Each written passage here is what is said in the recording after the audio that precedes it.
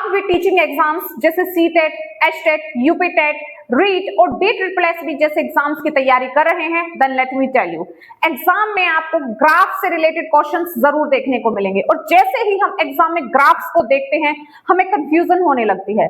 Then this video is for you, क्योंकि इस video में आपको उन्हीं ग्राफ्स के बारे में जैसे distance time graph, displacement time graph, speed time graph से रिलेटेड सभी कॉन्सेप्ट्स को बताया जाएगा। कॉन्सेप्ट प्लस न्यूमेरिकल्स को यहाँ पे क्लियर किया जाएगा। साइंस की सीरीज में आगे बढ़ते हुए हम मोशन चैप्टर के बारे में स्टडी कर रहे हैं और इससे रिलेटेड सभी कॉन्सेप्ट्स जैसे motion, rest, distance, displacement, velocity, speed, acceleration के बारे में हम पहले ही प्रीवियस वीडियो में बात कर चुके हैं और आज की इस वीडियो में हम बात करने वाले हैं ग्राफ्स के बारे में, जैसे speed time graph, distance time graph, इन सब के बारे में हम बात करेंगे। तो ज्यादा देर ना करते हुए आइए स्टार्ट करते हैं हम अपने आज की वीडियो और बात करते हैं डिस्टेंस टाइम ग्राफ के बारे में।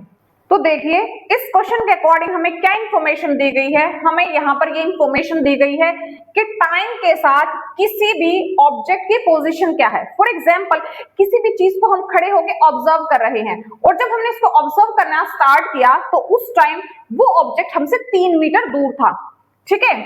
तो अब जैसे 1 सेकंड बाद भी वो हमसे 3 मीटर दूर है, 2 सेकंड बाद भी 3 मीटर दूर डिस्टेंस है, 3 सेकंड बाद भी 3 मीटर्स है, 4 सेकंड्स बाद भी वो 3 मीटर के डिस्टेंस पे हमारे पास है।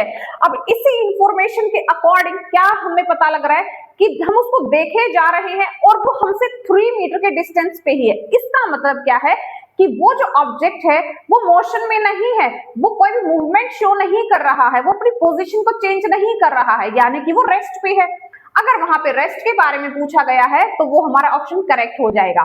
और अगर हमें इस इंफॉर्मेशन को ग्राफ पे शो करना है तो देखिए हम इस एक्स कोऑर्डिनेट के अलग टाइम ले लेते हैं और जो हमारा वाई एक्सिस है वहां पर हम पोजीशन को यहाँ पर कंसिडर कर लेते हैं। तो देखिए जब भी टाइम 0 सेकंड्स है, यानी कि हमने किसी चीज को ऑब्जर्व करना स्टार्ट किया तो उसका डिस्टेंस है 3 मीटर्स, यहाँ पर 3 मीटर्स आएगा, ठीक है। और 1 सेकंड बाद भी उसकी पोजीशन 3 मीटर है, 3 सेकंड बाद भी 3 मीटर्स है, 4 सेकंड बाद भी 3 मीटर्स ही है, यानी कि वो ऑब्जेक्ट वहीं पे खड़ा है। इसका मतलब कि वो रेस्ट पे है और इस टाइप का जो है ग्राफ बन जाएगा। अगर कोई भी बॉडी रेस्ट पे है, अगर कोई भी बॉडी रेस्ट पे होती है तो जो उसका ग्राफ बनता है वो एक हॉरिजॉन्टल लाइन होती है, यानी कि इस एक्स एक्सिस के पैरेलल लाइन होती है। इस टाइप का ग्राफ आपको दिया जाए तो वहां पर क्या होता है कि कोई भी बॉडी रेस्ट पे है, ठीक है। अगर आपको इस टाइप की इंफॉर्मेशन दी गई है कि 1 सेकंड में जो वो बॉडी है वो 2 मीटर्स डिस्टेंस कवर कर रही है, 2 सेकंड में वो 4 मीटर और फिर से 1 सेकंड बाद उसका जो डिस्टेंस हो गया वो 6 मीटर्स हो गया है, फिर से नेक्स्ट सेकंड में उसका डिस्टेंस जो हो गया है 8 मीटर्स हो गया है, यानी कि टाइम के साथ उसका जो डिस्टेंस है वो इंक्रीज होता जा रहा है।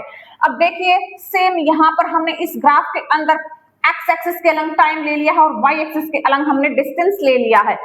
अब जो पहला सेकंड है उस टाइम जो डिस्टेंस है वो कितना है 2 मीटर्स, दूसरे सेकंड में डिस्टेंस 4 मीटर्स, तीसरे सेकंड में 6 मीटर्स और फोर्थ सेकंड में जो डिस्टेंस है वो 8 मीटर्स है, ठीक है। तो यहाँ पर क्या हो रहा है कि जो हमारी जब हम इन पॉइंट्स को मीट करेंगे तो जो हमारी लाइन है कुछ इस तरीके से आ रही है। अगर इस टाइप का ग्राफ हमें मिल रहा है कि जहां पर हमें एक ऐसे स्लोप वाली यानी कि ढलान वाली लाइन मिल रही है, एक ऐसे इंक्रीजिंग टाइप की लाइन हमें मिल रही है, तो वहां पर इस डिस्टेंस टाइम ग्राफ से हमें क्या देखने को मिल रहा है कि वो जो ऑब्जेक्ट है टाइम के साथ उसका डिस्टेंस इंक्रीज होता जा रहा है, यानी कि उसकी स्पीड इंक्रीज हो रही है, वो हमसे दूर जाता जा रहा है। अब यहाँ पर इस क्वेश्चन में आपको क्या बोला जा सकता है कि इस ग्राफ के अकॉर्डिंग उस ऑब्जेक्ट की स्पीड कैसी है, तो उस ऑब्जेक्ट की स्पीड जो है वो कांस्टेंट है, वो क्या हो रही है इंक्रीज हो रही है। और कितनी इंक्रीज हो रही है, जैसे 4 - 2 2, 6 - 4 2, 8 - 6, यानी कि हर बार जब आपका गैप 2 आ रहा है इसका मतलब वो जो है कांस्टेंट स्पीड है। और अगर आपको इस ग्राफ में इस ग्राफ की स्लोप को फाइंड आउट करने के लिए बोल दिया जाए तो इस ग्राफ की स्लोप जो होती है वो क्या होती है, स्लोप का फॉर्मूला देखिए क्या होता है, वो होता है P/B, यानी कि परपेंडिकुलर अपॉन बेस। ये परपेंडिकुलर है और ये बेस है, ठीक है। तो यहां पर जो हमारा परपेंडिकुलर है वो डिस्टेंस है और जो हमारा बेस है वो टाइम है। और किसी भी पॉइंट पे अगर हम इसकी स्लोप को फाइंड आउट करते हैं, जैसे हम इस पॉइंट पे अगर इसकी स्लोप को फाइंड आउट करें तो हमारा जो p है उसकी कितनी वैल्यू है, वो है 4, ठीक है। और इस पॉइंट के लिए हमारी b की वैल्यू कितनी है, वो है 2। तो जब हम 4 को 2 से डिवाइड करेंगे तो हमारे पास आंसर आएगा 2। और डिस्टेंस टाइम ग्राफ की जो स्लोप है वो हमें स्पीड शो करती है। तो इस टाइप से आप इसकी स्लोप को फाइंड आउट कर सकते हैं। और इस टाइप से स्लोप को फाइंड आउट किया जाता है। डिस्टेंस टाइम ग्राफ की जो स्लोप होती है वो हमें स्पीड के बारे में बताती है। नेक्स्ट हमारे पास है डिस्प्लेसमेंट टाइम ग्राफ। वो तो डिस्टेंस टाइम ग्राफ था, ये हमारे पास डिस्प्लेसमेंट टाइम ग्राफ है। अब देखिए हमारे पास इस क्वेश्चन में क्या है कि किसी भी बॉडी का जो है डिस्प्लेसमेंट दिया गया है विद रिस्पेक्ट टू टाइम। अब कोई भी जो बॉडी है वो चलना स्टार्ट हुई, ठीक है, यानी कि वो कुछ डिस्प्लेसमेंट यहाँ पे शो हो रहा है। अब वो जो बॉडी है वो चलना स्टार्ट हुई और चलते चलते वो जो बॉडी है उस ए पॉइंट पे पहुंच गई, यानी कि 1 सेकंड में उसने 2 मीटर डिस्टेंस ट्रेवल किया, 2 सेकंड्स में उसने 4 डिस्प्लेसमेंट ट्रेवल किया।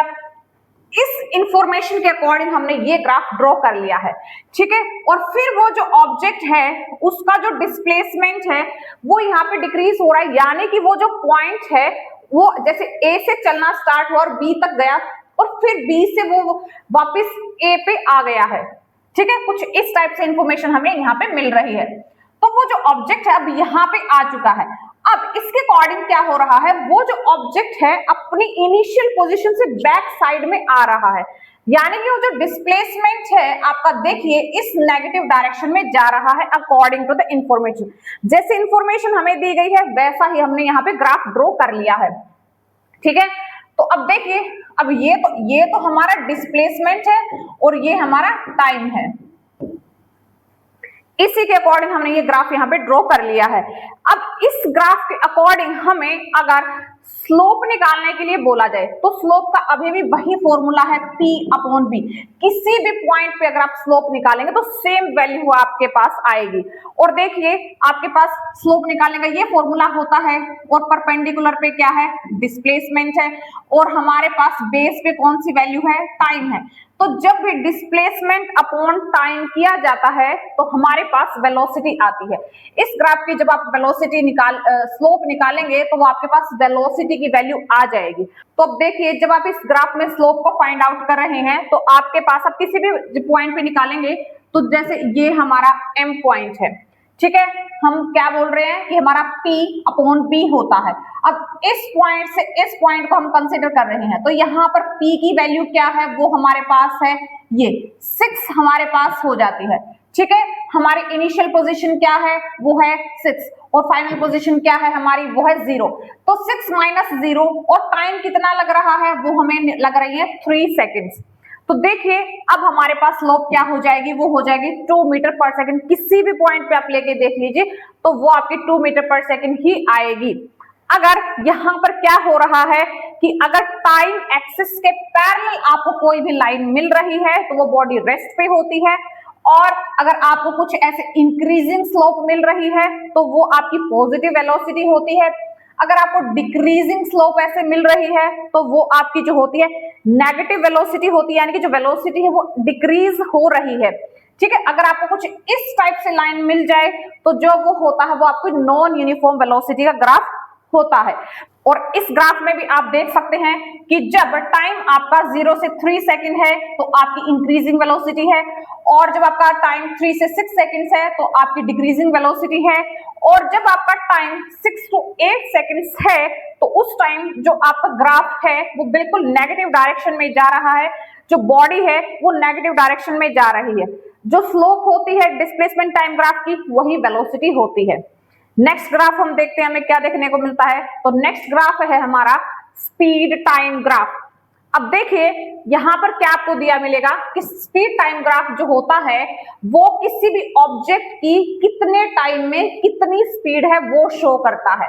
अब देखिए यहां पर आपको जो फर्स्ट ग्राफ देखने को मिल सकता है कुछ इस टाइप से ग्राफ हो सकता है। यहाँ पर क्या दिया गया है कि टाइम के अकॉर्डिंग जो स्पीड है वो कितनी है, टाइम तो इंक्रीज हो रहा है लेकिन स्पीड उतनी ही है। अगर टाइम एक्सिस के पैरेलल आपको कोई लाइन दी गई है स्पीड की, तो इसका मतलब स्पीड वहां पर कांस्टेंट है।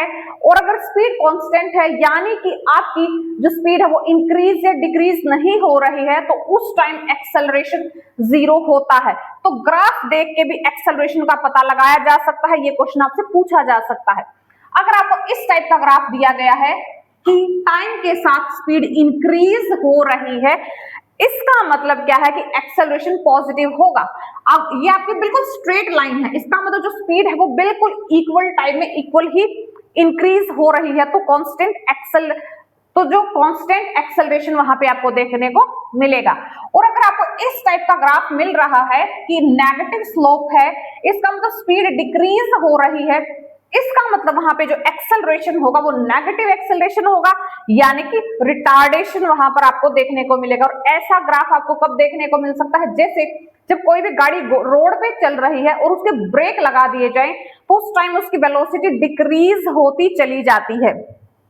तो यहां पर आपको ये इंफॉर्मेशन याद रखने की जरूरत है कि जब भी आपकी हॉरिजॉन्टल लाइन होती है तो कांस्टेंट स्पीड होती है, इंक्रीजिंग जो पॉजिटिव स्लोप होती है तो पॉजिटिव एक्सेलरेशन होता है, जो आपकी नेगेटिव स्लोप होती है तो आपका नेगेटिव एक्सेलरेशन यानी कि डेसेलरेशन या फिर रिटार्डेशन वहां पर होता है। नेक्स्ट है हमारे पास वेलोसिटी टाइम ग्राफ। अगर आपको वेलोसिटी और टाइम के बीच में ग्राफ दे दिया जाए तो वेलोसिटी अपॉन टाइम क्या होता है, आपका change in velocity with respect to time आपका एक्सेलरेशन होता है। तो वेलोसिटी और टाइम के बीच में भी अगर ग्राफ है तो उनकी जब आप स्लोप निकालेंगे तो आपके पास एक्सेलरेशन की वैल्यू वहां पे निकल के आएगी, ठीक है। और देखिए कोई भी जो ग्राफ है, जैसे हमारा ये वाला ग्राफ है, तो इस ग्राफ का, अब जैसे ये ग्राफ है तो इस ग्राफ का जब आप एरिया फाइंड आउट करते हैं तो उस एरिया से आपको डिस्टेंस ट्रेवल्ड मिल जाता है। अब देखिए जैसे ये हमारा ग्राफ है और इस ग्राफ का ये एरिया है, और जो ये हमारे पास शेप बन रही है, ये कौन सी शेप है, ये ट्राइंगल है। और जो ट्राइंगल का एरिया का फॉर्मूला होता है वो होता है 1/2 बेस इंटू हाइट। अगर हम यहाँ पर ये फॉर्मूला लगा के इसकी वैल्यूज को पुट करके हमारा आंसर निकालते हैं तो वो हमारा इस बॉडी के द्वारा कवर किया हुआ डिस्टेंस हमारे पास आ जाएगा, ठीक है। वहां यहां पर भी सेम वही चीज होती है कि पॉजिटिव स्लोप है तो पॉजिटिव एक्सेलरेशन है, नेगेटिव स्लोप है तो नेगेटिव एक्सेलरेशन है, जीरो स्लोप है तो जीरो एक्सेलरेशन वहां पर हो जाता है। मोशन के बारे में तो हम ऑलरेडी पढ़ चुके हैं कि मोशन क्या होता है। अब आइजैक न्यूटन ने मोशन की 3 इक्वेशंस के बारे में बताया था, ठीक है। और जो फर्स्ट इक्वेशन होती है मोशन की, उसके अकॉर्डिंग क्या होता है कि जब कोई भी बॉडी मोशन में है तो उसकी फाइनल वेलोसिटी जिसको हम v बोलते हैं उसको निकालने का फॉर्मूला क्या होता है, v = u + at। जब कोई भी बॉडी चल रही है उसकी फाइनल वेलोसिटी हमें निकालनी है तो उसका फॉर्मूला ये होता है, v मींस हमारा फाइनल वेलोसिटी होता है, u इनिशियल यानी कि शुरुआती वेलोसिटी होता है, a एक्सेलरेशन और t टाइम इंटरवल होता है, ठीक है। सेकेंड इक्वेशन ऑफ मोशन से हम डिस्टेंस ट्रेवल्ड निकालते हैं, यानी कि जब कोई भी बॉडी चल रही है तो स्टार्टिंग पॉइंट से फाइनल पॉइंट के बीच में डिस्टेंस ट्रेवल कितना होता है। अब जैसे आपको यहाँ पर कोई भी ऐसा न्यूमेरिकल दिया जा सकता है कि कोई भी बॉडी जा रही थी, कोई व्हीकल जा रहा था, सामने एक कुत्ता नजर आ गया और उस कुत्ते को देखते ही ड्राइवर ने ब्रेक मार दिए, और ब्रेक मारते ही और गाड़ी के रुकने तक उस गाड़ी ने कितना डिस्टेंस ट्रेवल किया, तो उस डिस्टेंस ट्रेवल को इस फॉर्मूले से फाइंड आउट किया जाता है। S means distance travel, U means initial velocity, T time, A acceleration और T टाइम इंटरवल ही हमारा होता है। थर्ड इक्वेशन ऑफ मोशन क्या बोलती है, v² = u² + 2as, और इसको ऐसे भी लिखा जा सकता है v² - u² = 2as। v final velocity, u initial velocity, a acceleration और s हमारा जो होता है डिस्टेंस ट्रेवल होता है। अगर कोई भी बॉडी रेस्ट से शुरू होती है तो उसमें इनिशियल वेलोसिटी 0 होती है, कोई भी बॉडी जाके रुक जाती है तो फाइनल वेलोसिटी 0 होती है। किसी भी बॉडी को ऐसे ऊपर से नीचे गिरा दिया जाता है, इनिशियल वेलोसिटी 0 होती है। कोई भी बॉडी आके अर्थ से टच हो जाती है तो फाइनल वेलोसिटी 0 हो जाती है। और अगर आपको वैल्यूज किलोमीटर पर आवर में दी गई हैं और आपको उनको मीटर पर सेकंड में कन्वर्ट करना है तो आपका 5/18 मीटर पर सेकंड हो जाता है। ठीक है, जैसे अगर आपको 1 किलोमीटर पर आवर को मीटर पर सेकंड में कन्वर्ट करोगे तो वो आपकी 5/18 मीटर पर सेकंड वैल्यू आएगी। ये आपका शॉर्ट ट्रिक होती है जो आपको याद रखनी चाहिए। ठीक है, अब देखिए जो हमारी स्पीड और वेलोसिटी होती है उसकी एसआई यूनिट होती है मीटर पर सेकंड, और एक्सेलरेशन की क्या वैल्यू होती है, क्या यूनिट होती है, मीटर पर सेकंड स्क्वायर उसकी जो होती है एसआई यूनिट होती है। अभी अभी हमने मोशन की जो 3 इक्वेशंस पढ़ी थी, अगर वही इक्वेशंस ग्रेविटी के कारण लगने वाले फोर्स में बदल जाए, यानी कि जब किसी भी चीज को ऊपर की तरफ फेंका जाए या ऊपर से गिराई हुई चीज कोई भी नीचे की तरफ आ रही है तो उस टाइम इक्वेशंस ऑफ मोशन एक नया ही रूप ले लेती हैं।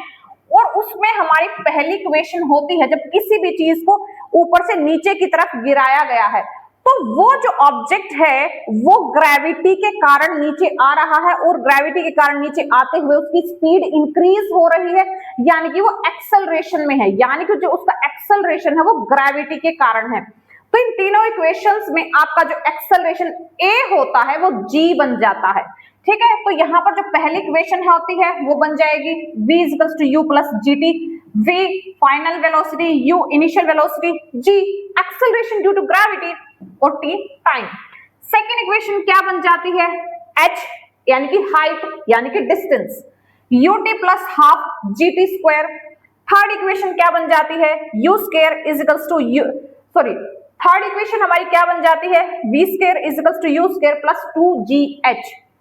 वहीं पर अगर किसी चीज को ऊपर की तरफ फेंका जाता है, यानी कि वो ऑब्जेक्ट हमारी ग्रेविटी से ऑपोजिट डायरेक्शन में जा रहा है, उस टाइम हमारा जो g होता है वो माइनस हो जाता है। ठीक है, क्योंकि ग्रेविटी के ऑपोजिट डायरेक्शन में जो होता है एक्सेलरेशन हो रहा है, तो उस टाइम हमारी फर्स्ट इक्वेशन ऑफ मोशन बन जाती है v = u - gt।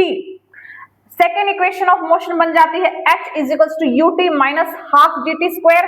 थर्ड बन जाती है v² = u² - 2gh। तो इस तरीके से तीनों इक्वेशंस ऑफ मोशन ने 3 नए रूप यहां पर ले लिए हैं, और ये चीज आपको बहुत याद रखने की जरूरत है क्योंकि यहां से क्वेश्चन जरूर आपको एग्जाम में देखने को मिलेगा।